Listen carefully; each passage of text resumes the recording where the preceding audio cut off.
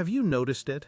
That quiet, almost guilty pleasure that has begun to blossom in the spaces between things? The subtle joy when a plan is canceled. The deep, settling peace of an evening with no obligations, no phone calls to return, no performances to stage. There's a strange feeling that accompanies this, isn't there? A whisper from the culture that says this is wrong, that this preference for your own company is a kind of failure, a symptom of being antisocial, of being disconnected, perhaps even of being sad. For centuries, we have been told that man is a social animal, that our fulfillment is found in the tribe, in the marketplace, in the constant reflection of ourselves in the eyes of others. And so, when you find yourself delighting in the stillness, a part of you asks, am I broken? Am I withdrawing from life? But what if I were to tell you that this newfound love for solitude is not a retreat from life, but a deeper advance into it? What if this feeling is not a sign that you are broken, but a sign that you are finally becoming whole? What if the guilt you feel is not your own, but is merely the dying echo of a world that is terrified of the silence you are beginning to cherish? You are not running away. You are arriving. You are coming home to the only place you have ever truly lived, yourself. This isn't the beginning of the end.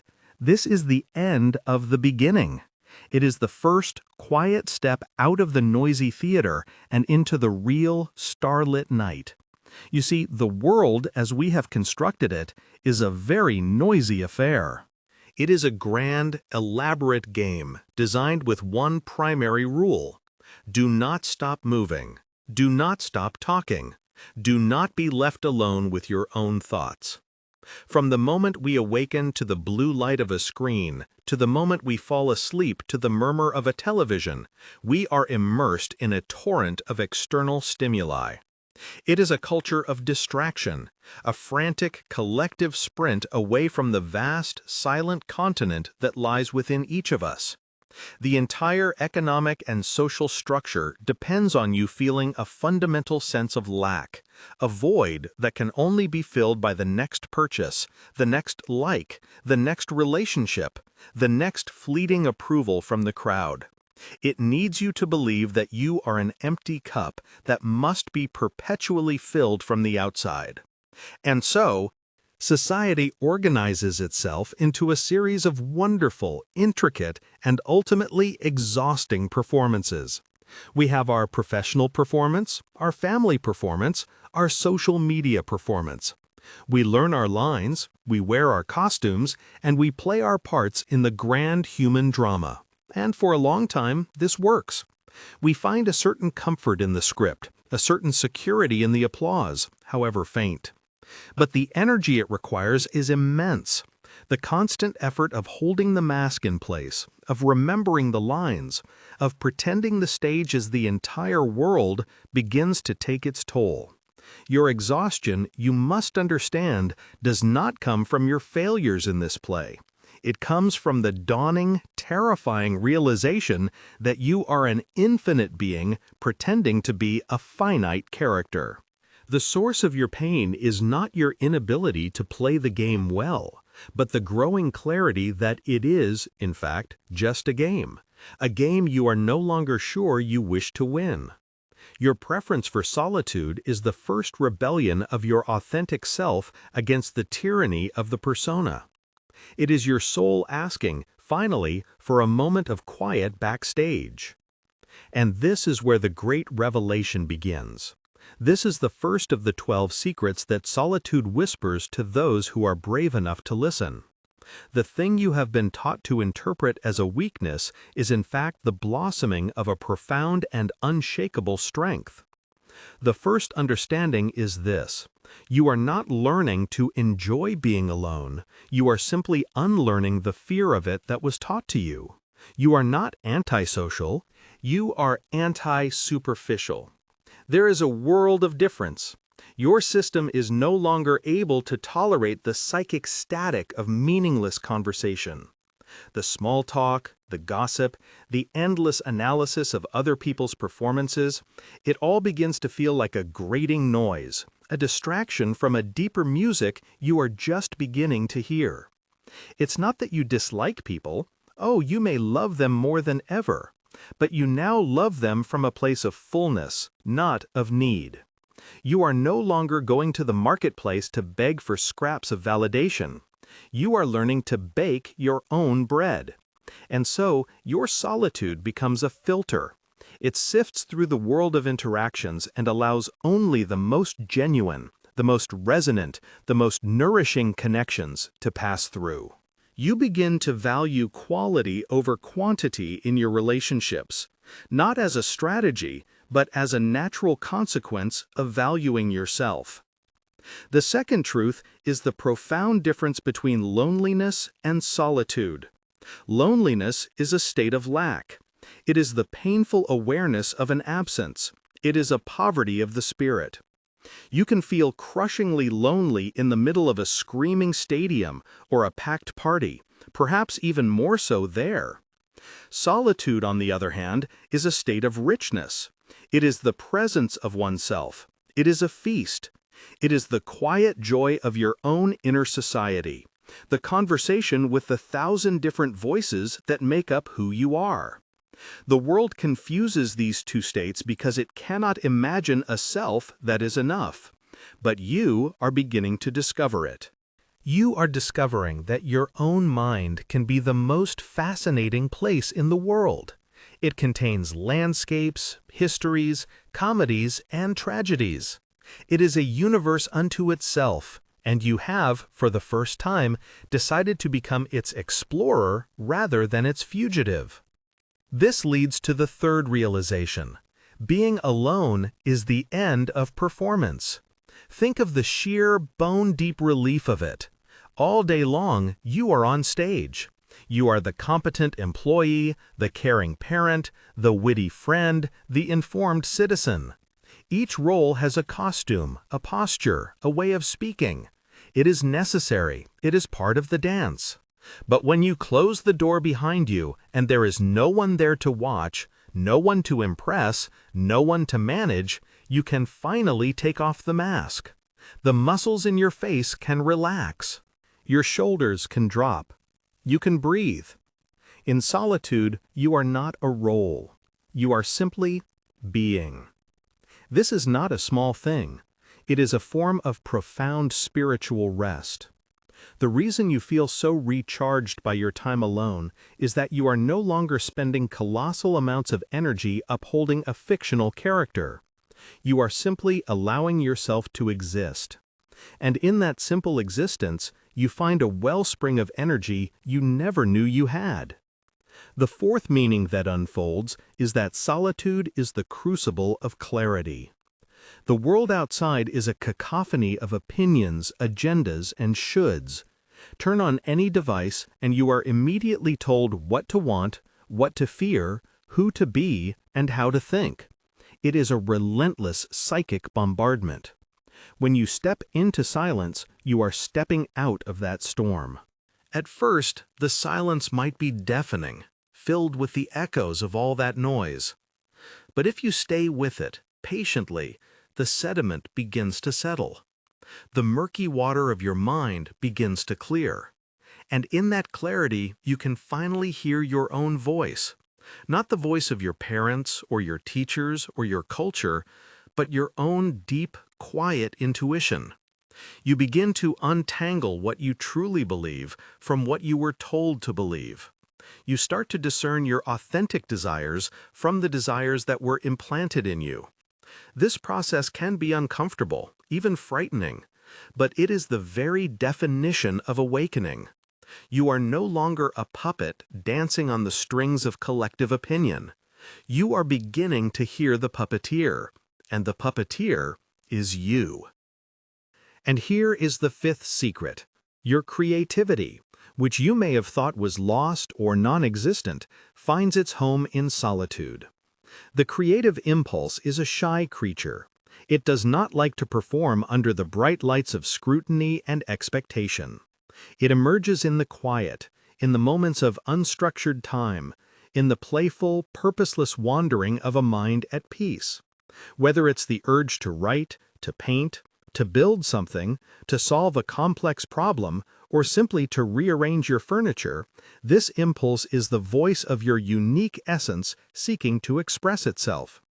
Society often suffocates this impulse with its demand for productivity and utility, but in your solitude, you create a sanctuary for it. You give it permission to be useless, to be unproductive, to simply be. And paradoxically, it is from this state of non-doing that the most profound and meaningful doing arises. You are not just a consumer of culture anymore. You are becoming a source of it, even if it is a culture of one. The sixth facet of this jewel is the recalibration of your emotional compass. In the constant presence of others, we often outsource our emotional regulation. If we feel sad, we seek distraction. If we feel angry, we seek someone to validate our outrage. If we feel happy, we seek an audience to witness our joy. We become dependent on external forces to manage our internal states. Solitude forces you to become your own emotional anchor. When a wave of sadness or fear or anger rises and there is no one there to distract you from it, you have only two choices: drown in it or learn to swim. And so you learn to swim. You learn to sit with an uncomfortable feeling, to breathe into it, to listen to its message without judgment. You discover that emotions are not your enemies, they are messengers. They are energy in motion. And by allowing them to move through you without resistance, you develop a deep, quiet resilience. You are no longer afraid of your own inner weather. You become the calm, spacious sky that holds all the clouds, the sun, and the storms. Then comes the seventh discovery, a rather amusing one. You realize how much of what you thought was you was actually a series of habits and reactions designed to please others. Your taste in music, in movies, in food, even your core opinions. How much of it was adopted to fit in, to be seen as intelligent or cool or agreeable? In solitude, you begin a wonderful experiment.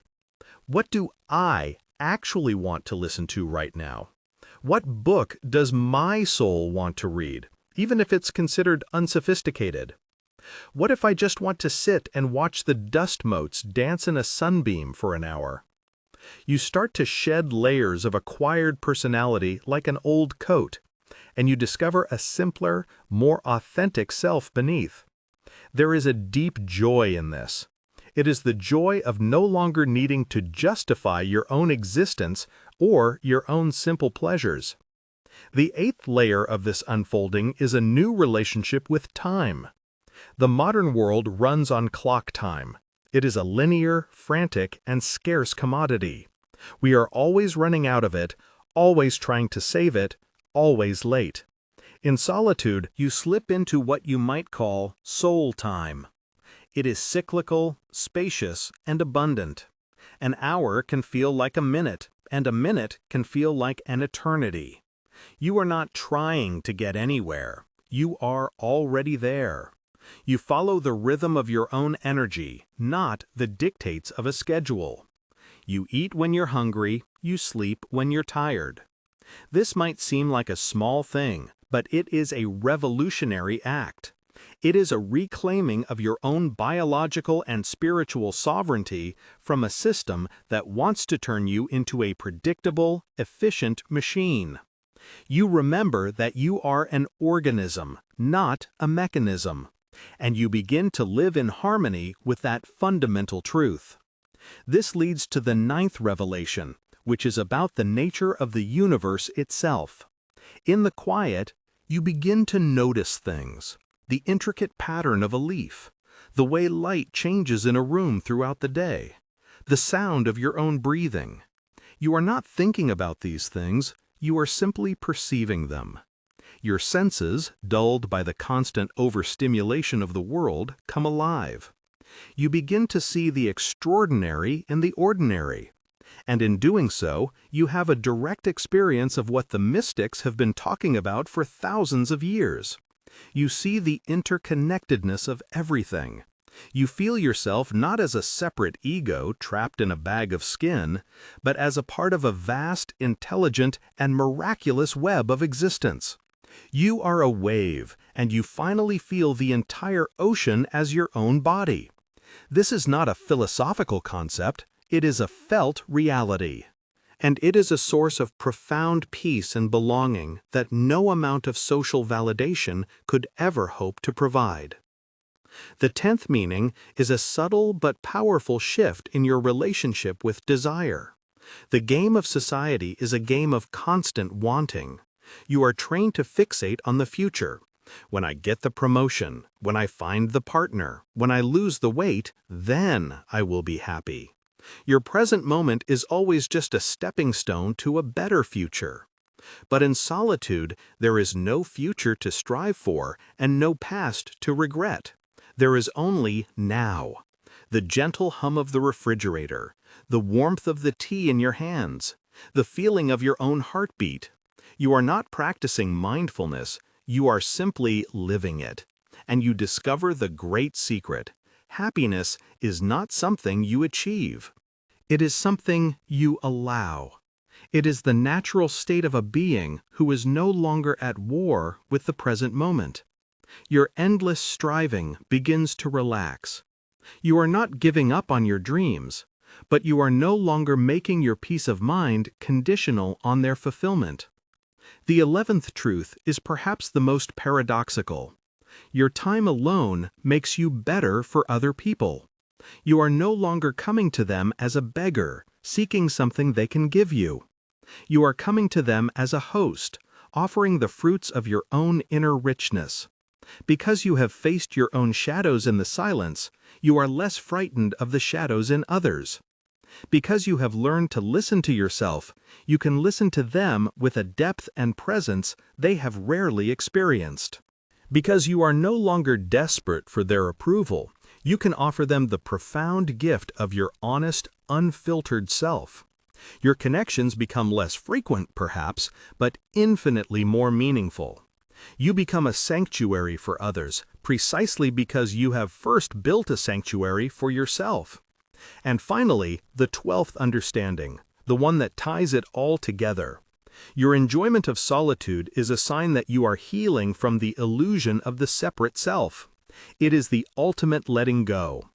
The game of society is predicated on the idea that I am a separate entity in competition with other separate entities. My success is measured against your failure. My happiness is dependent on external conditions. But as you spend more time in the quiet presence of your own being, this illusion begins to dissolve. You realize that the peace you are looking for is not out there somewhere.